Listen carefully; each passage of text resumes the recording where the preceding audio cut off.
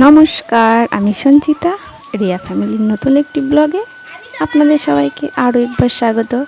তো আপনারা সবাই কেমন আছেন? আশা করব ভালো আছেন, আর আমিও ভালো আছি। আর এই যে চলে এসেছি নতুন একটি ব্লগ নিয়ে। আর আজকে ব্লগটি কখন শুরু করেছি বলুন তো? দেখে কি মনে হচ্ছে? হয়তো বা সকালবেলা, না হলে সন্ধ্যার আগের মুহূর্তে। তো আমি ব্লগটি শুরু করেছি ঠিক সন্ধ্যের আধ ঘন্টা কি 1 ঘন্টা এরকম সময় আগে। তো আজকে একটু শরীরটা একটু খারাপ ছিল, তো সেই জন্য সকালের দিকে আর ব্লগটি করিনি, একটু তাড়াতাড়ি ছিল কাজের। তো ভাবলাম বিকেল থেকেই শুরু করা যাক। তো মেয়ের তো পরীক্ষা আছে, তো ওই জন্য পড়াতে বসেছি। আর আজকে একটু রেস্ট পেয়েছি, কেননা মেয়ের কালকে পরীক্ষা নেই।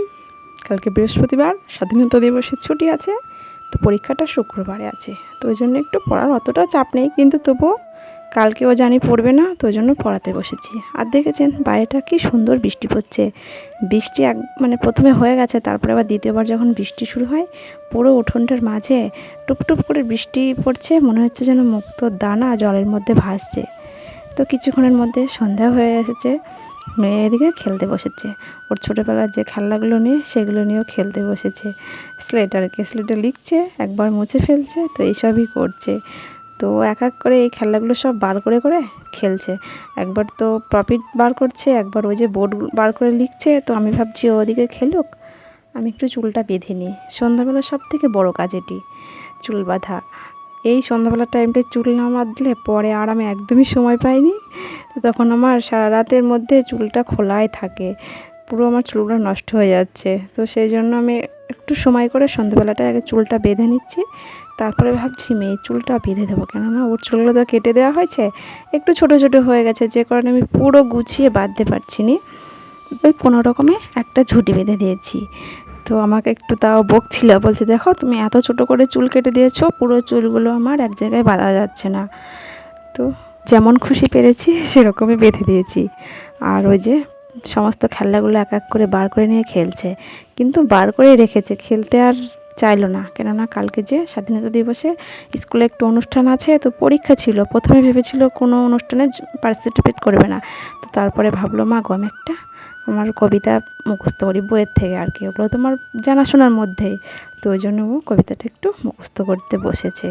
আর আমি ভাবছি আমি একটু রান্নাটা সেরে নেবো তাড়াতাড়ি, কেননা ওর কবিতাটা মুখস্থ হয়ে গেলে ও আজকে খেতে বসবে। তো চলুন রান্নাঘরে যাই। আর আজকে সেরকম কোনো ভালো ভিডিও তো আপনাদের সঙ্গে শেয়ার করতে পারলাম না, তাই ভাবছি আজকে আমি প্রেশার কুকারে কীভাবে ঝুরঝুরে ভাত রান্না করি, তো সেই ভিডিওটি আপনাদের সামনে শেয়ার করব। আর এই যে আমি চালটাও নিয়েছি, আর এদিকে প্রেশার কুকারটাও নিয়ে নিয়েছি। চলুন তাহলে কীভাবে আমি প্রেশার কুকারে ঝুরঝুরে ভাত করি সেটি শেয়ার করি। তো এদিকে চালটাও ধুয়ে নিয়েছি, আর এই যে জলটাও নিয়ে এসেছি, আর প্রেশার কুকারটা তো ধোয়া আছে। তো প্রথমে এই যে আমি 1 কৌটো চাল নিয়েছি, 250 গ্রাম। তো আমি 500 মতো জল দেব। এই যে গ্লাসটি দেখছেন, এটি 250 গ্লাসই হবে। তো 2 গ্লাসের একটু বেশি জল দেবো, কেননা যদি জল থাকে তো পরে আমি সেটা ফ্যানটা আমি ফেলে দিই। তো যদি না থাকে তাহলে তো কোনো ব্যাপারই নেই। তো ওই একটু বেশি, ওই 600 গ্রাম মতো জল দিয়েছি। এভাবে রান্না করলে বেশ ভাতটা খুব সুন্দর হয়, বেশ নরমও হয়। তো চালটা তো আমার ধোয়াই ছিল, তো চালটা প্রথমে আমি প্রেসার কুকারের মধ্যে দিয়ে দিচ্ছি। তো আমার চালটা ধুয়ে দিয়ে প্রেসার কুকারটা ঠিকভাবে আটকিয়ে দিয়ে আমি ওভেনে বসিয়ে দেব।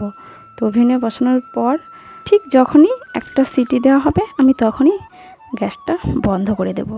তো কিছুক্ষণ অফ করে রাখবো, তারপরে খুলে দেখব। তো চলুন ওয়েট করি, দেখি কতক্ষণে সিটিটা পড়ে আর কি। তা বসে আছে এখানে দেখছি না, সিটি পড়লেই তো আমি গ্যাসটা অফ করে দেবো। এই যে সিটি পড়বে এখনই,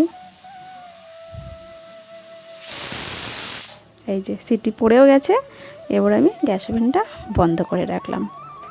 আর হ্যাঁ, আমি কিন্তু কেবলমাত্র একটা সিটিই দিয়েছি, দুটো যেন না হয়। তো চলুন দেখি কতক্ষণে ভাপটা বসে, তারপরে প্রেসার কুকারটি খুলে দেখব। এই যে আমার ভাপটা বসেও গেছে প্রেসার কুকারে, তো আমি সিটিটা খুলে দেখছি, খুব সুন্দর ঝুরঝুরে ভাত হয়েছে। তো ভাবলাম আপনাদের সঙ্গে ভিডিওটা শেয়ার করে বেশ আমার ভালোই লেগেছে, কারণ ঠিকঠাক মতো সব কিছু যখন হয়েছে তো ভাতটা তো নিশ্চয়ই ভালো হবে। তো ভাবছি দেখি আজকে ফ্যান আছে কি না। অন্যদিন যখন একটু বেশি জল দিই তখন কিন্তু একটু ফ্যান থাকে, আমি ফ্যানটা এভাবে উপর করে রাখি, বাদ বাকি ফ্যানটা আমি ঝরে যায়, খুব সুন্দর ভাত হয়। তো আজকে আর আমি ঠিকঠাকই জল দিয়েছি, আজকে আর ফ্যান পড়েনি। তো চলুন ভাতটা খুলে এবার মেয়ের জন্য রেডি করে দিই খাবারটা, দেখি কীরকম ভাতটা হয়েছে আর আপনাদেরকেও একটু দেখাই।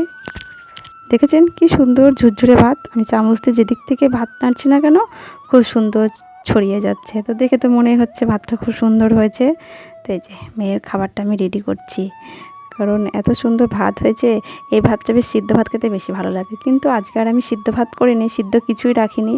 আর দেখেন ভাতগুলো এক একটার গায়ে একটা ভাতও কিন্তু লেগে নেয়, পুরো আমি দেখে মনে হচ্ছে হয়তো মানে গায়ে গায়ে লেগে আছে, কিন্তু একটা ভাতের গায়েও একটা ভাত লেগে নেয়। খুব সুন্দর ঝুরঝুরে ভাত হয়েছে। তো ভাত তো আমার হয়ে গেছে।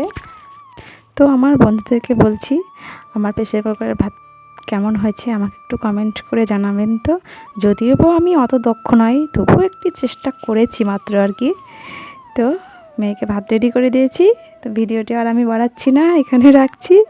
ভালো লাগলে অবশ্যই লাইক, শেয়ার, কমেন্ট আর সাবস্ক্রাইব করবেন। দেখা হচ্ছে পরের কোনো একটা নতুন ভিডিওতে। ততক্ষণে আপনারা সবাই ভালো থাকবেন। নমস্কার।